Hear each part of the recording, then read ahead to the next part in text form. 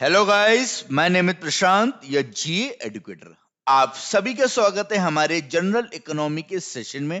आज के सेशन में हम बैंकिंग एंड फाइनेंशियल अवेयरनेस के टॉपिक से मॉनेटरी पॉलिसी के एमसीक्यू डिस्कस करेंगे। Monetary policy is very important topic for our examination. इससे हमारे एग्जामिनेशन में इसके स्टैटिक पार्ट के भी क्वेश्चन पूछे जाते हैं और डायनेमिक पार्ट के भी पूछे जाते हैं। आइए स्टार्ट करते हैं और देखते हैं कि किस प्रकार के क्वेश्चन पेपर में मॉनेटरी पॉलिसी से पूछे जाते हैं। तो पहले हम बेसिक कॉन्सेप्ट समझेंगे टॉपिक का, फिर बाद में उससे रिलेटेड एमसीक्यू डिस्कस करेंगे। मॉनेटरी पॉलिसी हिंदी में से मौद्रिक नीति के नाम से भी जाना जाता है, यानी मुद्रा से रिलेटेड नीति, यानी मनी से रिलेटेड कोई पॉलिसी जो होती है उसे मॉनेटरी पॉलिसी बोलते हैं।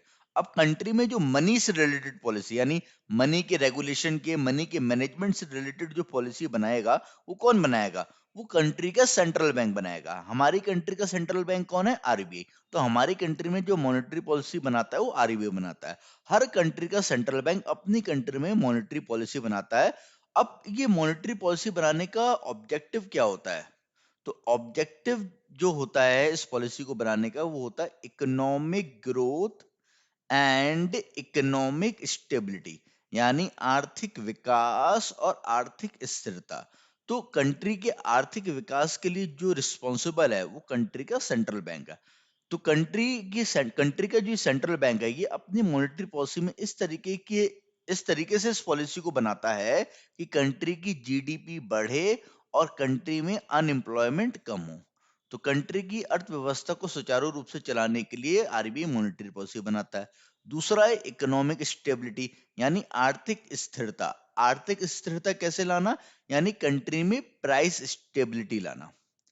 अब देखिए, यहाँ पर अगर हम बात करें तो किसी भी वस्तु और सेवाओं के जो प्राइस है, वो डिमांड और सप्लाई के मिसमैच की वजह से क्या होता है?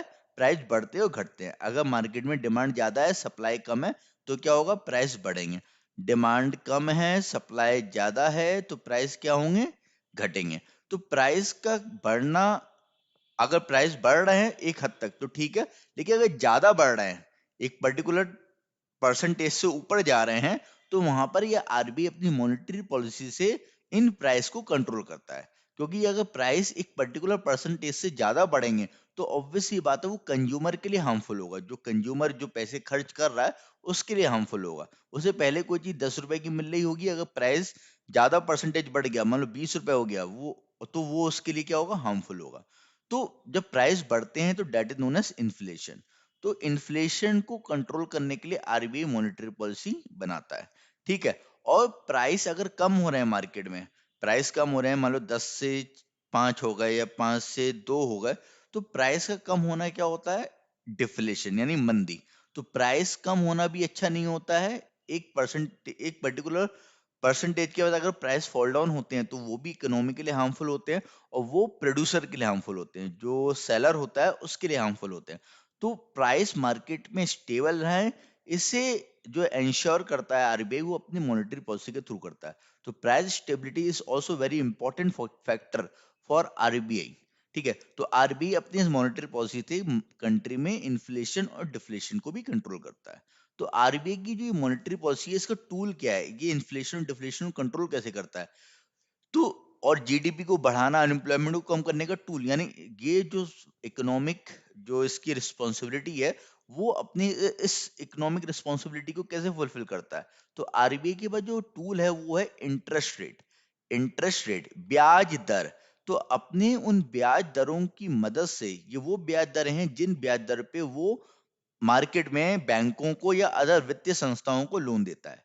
तो जैसे क्या होता है कि भारत में जितनी भी वित्तीय संस्थाएं हैं, मान लो बैंक की अगर हम बात करें, तो बैंक को जो लोन प्रोवाइड करता है वो आरबीआई करता है। ठीक है ना? बैंक जो है वो आरबीआई से लोन लेता है और अपने कस्टमर को लोन देता है।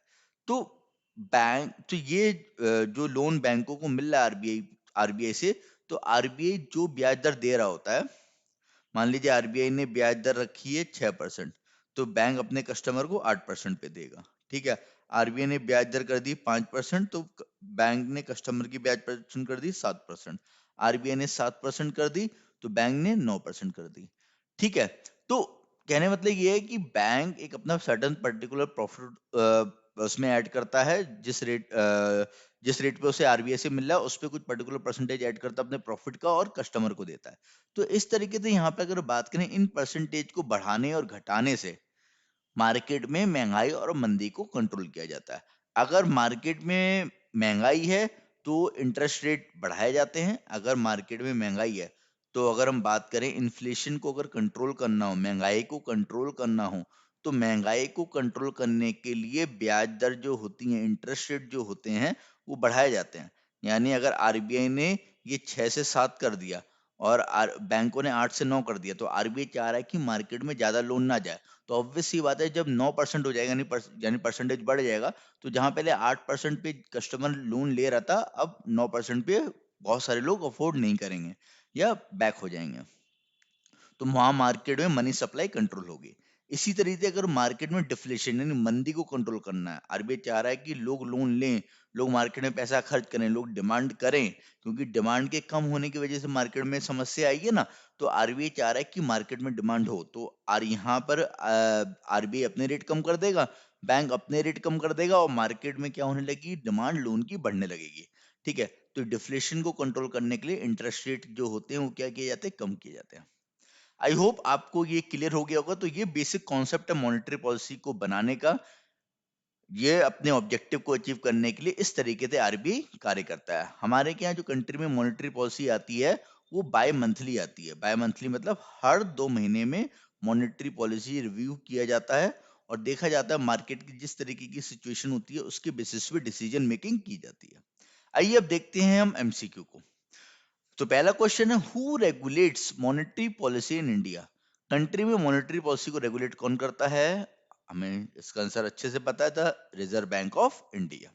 Next question, what is the primary objective of monetary policy? Monetary policy का प्राइमरी ऑब्जेक्टिव क्या है? ऑप्शन के हिसाब से हम आंसर करेंगे। तो पहला ऑप्शन है प्राइस स्टेबिलिटी, दूसरा है foreign reserve, regulating current account deficit, regulating FDI, या नन ऑफ दिस। देखो, फॉरेन रिजर्व भी अगर बात करें यानी फॉरेक्स रिजर्व जो होता है, ये भी मॉनेटरी पॉलिसी का के फंक्शन में monetary policy, sorry, foreign reserve जो है ये आरबीआई के फंक्शन में है। ये आरबीआई के फंक्शन में है कि आरबीआई फॉरेन रिजर्व भी मेंटेन करता है, फॉरेक्स जो करेंसी है उसे मेंटेन करता है। तो यहाँ पे प्राइमरी ऑब्जेक्टिव पूछ रहा है मॉनेटरी पॉलिसी का निम्नलिखित में थे। तो अभी हमने डिस्कस किया है कि जो प्राइमरी ऑब्जेक्टिव है मॉनेटरी पॉलिसी का वो क्या है, प्राइस स्टेबिलिटी, यानी कंट्री में इन्फ्लेशन और डिफ्लेशन को कंट्रोल करना। Next, an empowered of 6-member monetary policy committee was constituted by central government by notification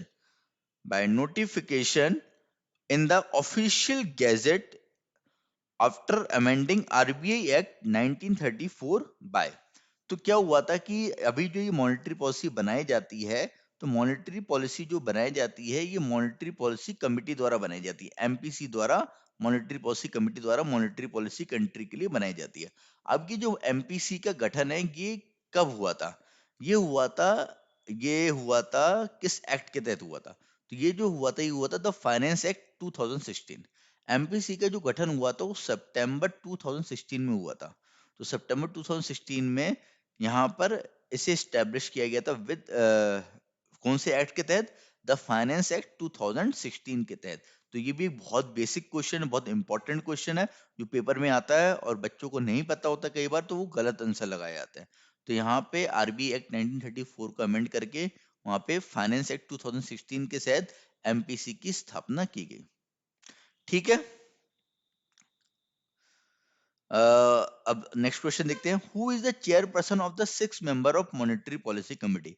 तो ये जो मॉनेटरी पॉलिसी कमेटी होती है एमपीसी, जो कंट्री में मॉनेटरी पॉलिसी बना रही होती है, ये 6 मेंबर्स की कमेटी होती है, इसमें 6 मेंबर होते हैं। अब ये क्वेश्चन पूछ रहे हैं इन 6 मेंबर में इसका कमेटी का चेयरपर्सन कौन होता है? तो कमेटी के जो चेयरपर्सन होते हैं वो आरबीआई के गवर्नर होते हैं। देखो, एमपीसी से पहले अगर बात करें, बिफोर एमपीसी, अगर एमपीसी से पहले जो कंट्री में मॉनेटरी पॉलिसी बनाता था वो टीएसी बनाता था, टेक्निकल एडवाइजरी कमेटी। तो ये जो technical advisory committee monetary policy बनाती थी, इसमें सारे के सारे member, all members are from RBI, सारे मेंबर आरबीआई के होते थे, आर फ्रॉम आरबीआई। जैसे इसमें 6 मेंबर इसमें भी होते थे टीएसी में, बट वो सारे आरबीआई से होते थे। बट एमपीसी में क्या हुआ, मॉनेटरी पॉलिसी कमेटी में इसमें भी 6 मेंबर हैं, बट इसमें क्या है कि 3 मेंबर, 3 जो मेंबर होते हैं ये आउटसाइड आरबीआई होते हैं, यानी 3 members are appointed by government of India द्वारा अपॉइंटेड होते हैं, और 3 मेंबर इसमें आरबीआई के होते हैं। तो 3 मेंबर इसमें आरबीआई के होते हैं, ठीक है, और 3 मेंबर इसमें गवर्नमेंट ऑफ इंडिया के होते हैं। अब ये जो अभी हाल ही में, अभी रिसेंटली अगर हम बात करें, अक्टूबर 2020 में तीन ये मॉनेटरी पॉलिसी कमेटी की गवर्नमेंट ऑफ इंडिया ने 3 मेंबर अभी अपॉइंट किए। देखो, ये जो 3 मेंबर होते हैं इनका जो टेन्योर होता है ये 4 साल का होता है, 4 साल का होता है। तो 2016 में जिन्होंने ये कार्यभार संभाला था, वो अभी उनका कार्यकाल खत्म हो गया था। अक्टूबर 2016 सितंबर 2016 में जिन्होंने कार्यभार संभाला था, उनका कार्यकाल सितंबर 2020 में खत्म हो गया। अब नए मेंबर्स को अपॉइंट किया गया अक्टूबर 2020 में, और उन्हें फिर से 4 साल के लिए अपॉइंट किया गया। तो आपसे क्वेश्चन यही, ये सारे क्वेश्चन पूछे जाते हैं कि अभी जो ये 3 मेंबर अपॉइंट किए गए हाल ही में, ये 4 साल के लिए गवर्नमेंट ऑफ इंडिया के कौन कौन से हैं। अक्टूबर 2020 में अभी जो हाल ही में 3 मेंबर अपॉइंट किए गए, इनके नाम बताइए। तो इनके नाम यहाँ डिस्कस कर लेते हैं। एक तो हैं आशिमा गोयल, एक है आशिमा गोयल, ठीक है। Then Jayant R Verma, Jayant R Verma, और नेक्स्ट है शशांक भिड़े, शशांक भिड़े, ठीक है। तो आई होप आपको ये क्लियर होगा, ये तीनों नाम आपको अच्छे से याद होने चाहिए, आशिमा, जयंत और Shashank Bhide. These 3 members are appointed by government of India in October 2020 for 4 years in monetary policy committee. और मॉनेटरी पॉलिसी कमेटी के चेयरपर्सन कौन है? आरबीआई के governor Shaktikanta Das. Next, member of the monetary policy committee will hold office for a period of, monetary policy committee के जो member होते हैं वो कितने कितने साल के लिए अपॉइंट किए जाते हैं? तो वो किए जाते हैं 4 साल के लिए, जैसे अभी मैंने आपको बताया, ठीक है। Next, who determine the policy interest rate required to achieve the inflation target. अभी मैंने बताया था आपको स्टार्टिंग में कि मॉनेटरी पॉलिसी कमेटी क्या करती है, इंटरेस्ट रेट जो ब्याज दर है, मॉनेटरी पॉलिसी का जो टूल है ब्याज दर, उसे बढ़ा के कंट्री में महंगाई को कंट्रोल करती है। तो यही बात यहाँ पूछ रहे हैं कि इन्फ्लेशन को कंट्रोल करने के लिए इंटरेस्ट रेट जो है ये कौन डिटरमाइन करता है? तो ये it is determined by monetary policy committee. Then the MPC is required to meet at least dash times in a year. Monetary policy committee को साल में कितनी बार मिलना चाहिए? देखो, अभी मैंने आपको स्टार्टिंग में बताया था कि मॉनेटरी पॉलिसी जो हमारी कंट्री में बनाई जाती है वो बाय मंथली बनाई जाती है, हर 2 महीने में। तो हर 2 महीने के हिसाब से अगर हम देखें तो तो यहाँ पे अगर हम बात करें, एटलीस्ट अगर हम देखें तो यहाँ पे 4 टाइम दिया गया है, ठीक है। तो बाय मंथली मॉनेटरी पॉलिसी बनाई जाती है और एटलीस्ट 4 टाइम, 4 बार मॉनेटरी पॉलिसी कमेटी को मीट होना रिक्वायर्ड है, ये कंपलसरी है। कि वैसे तो अगर देखें तो बाय मंथली के अकॉर्डिंग 6 बार होना जरूरी है, बट एटलीस्ट पूछ रहे हैं, मिनिमम पूछ रहे हैं, तो मिनिमम की अगर हम बात करें तो 4 बार मिलना जरूरी है। Then what is the quorum for the meeting of the MPC. तो कोरम का मतलब ये हो गया कि मिनिमम कितने मेंबर होने चाहिए मीटिंग के लिए। अब जैसे 6 मेंबर हैं, तो 6 में से मिनिमम कितने मेंबर होने चाहिए उस मीटिंग को होल्ड करने के लिए? तो मीटिंग को होल्ड करने के लिए मिनिमम 4 मेंबर होने चाहिए, ठीक है। In the event of an equality of votes who has the power of second or casting vote. अगर कोई भी अपनी बात रख रहा है उन 4 मेंबर में, तो अगर वहां पे जो वोट डाला जा रहा है उसमें इक्वालिटी आ रही है कि कोई 2 समर्थन कर रहे हैं और 2 समर्थन नहीं कर रहे हैं उस बात का, तो वहां पे अगर हम बात करें उस केस में आरबीआई के जो गवर्नर है उनके पास वोटिंग राइट रहता है कि जिसके फेवर जो आरबीआई गवर्नर चूज करेंगे, जिस पॉइंट को, उसी पॉइंट को अगर हम बात करें विक्ट्री मिलेगी। तो यहाँ पर अगर हम देखें तो governor of the RBI has the right, ठीक है। आई होप आज का सेशन आपको पसंद आया होगा। ये सारे के सारे नए क्वेश्चन थे, न्यू क्वेश्चन थे, और मॉनेटरी पॉलिसी कमिटी के ये क्वेश्चन आपको कभी अभी तक देखने को नहीं मिले होंगे। तो आई होप आपको ये सेशन पसंद आया होगा। प्लीज सेशन को लाइक करिए, शेयर करिए और चैनल को सब्सक्राइब करिए। Thank you.